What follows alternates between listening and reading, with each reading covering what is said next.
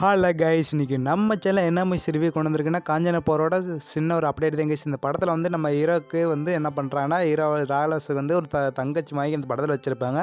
அந்த தங்கச்சி பேசவும் முடியாது, உண்மையாக இருப்பாங்க. அவங்க மேலே பேய் ஏறப்போகுது இந்த படத்தோட காஸ்பேட்டை கைஸ். அது மட்டும் இல்லாமல் இந்த படத்துக்கு டைரக்டிங் வந்து பாட்டு யார் வைக்கிறாங்கன்னா, நம்ம அனிருத்தை செலக்ட் பண்ணியிருக்காங்க. காஞ்சனா போருக்கு வந்து பாட்டு பிஜிஎம் இதுக்கு தான் அனிருத்தை செலக்ட் பண்ணிட்டாங்க. அது மட்டும் இல்லாமல் நம்ம தங்கச்சி மேலே பேய் ஏறப்போது நம்ம ராகவலாஸ் வந்து கார் ஓட்டுற மாதிரி வச்சுருப்பாங்க. அது இல்லாமல் தங்கச்சி பின்னாடி வரும்போது அந்த தங்கச்சி மேலே பேய் ஏறுது. அந்த எப்படி பேஸ் பண்ண போகிறாரு நம்ம ராகவலாஸ். அதுக்கப்புறம் என்ன ஆச்சு, இந்த படத்தோட கதையாக இருக்க போது சின்ன ஒரு அப்டேட் தான். நான் ஃபஸ்ட் டைமில் காஞ்சனா படம் வந்தப்போ நான் பார்த்துட்டு பயப்பட மாட்டேன்னு நினச்சேன். நான் பயந்துட்டேன் கைஸ். அது மட்டும் இல்லாமல் அந்த அந்த காஞ்சனா படம் வந்தப்போ அரண்மனை பிசாசு டிமாண்டிகள் வரும்போதெல்லாம் இந்த படம் காஞ்சனா படம் ஒரு பெஸ்ட்டான இடத்த பிடிச்சி நின்றுச்சு.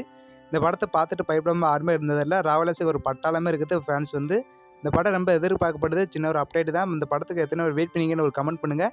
கொஞ்சம் ஷூட்டிங்லாம் முடிஞ்சிச்சு. இன்னும் கொஞ்சம் ஷூட்டிங் மட்டும் தான் இருக்குது. கொஞ்சம் அந்த டைம் வரும்போது நான் உங்களுக்கு அப்டேட் கொடுக்குறேன். பக்கமாக ராகவலாஸ் ஃபேன்ஸ் யாரும் சேர்ந்தீங்கன்னா ஒரு சப்ஸ்கிரைப் கமெண்ட் பண்ணிடுங்க. Bye guys.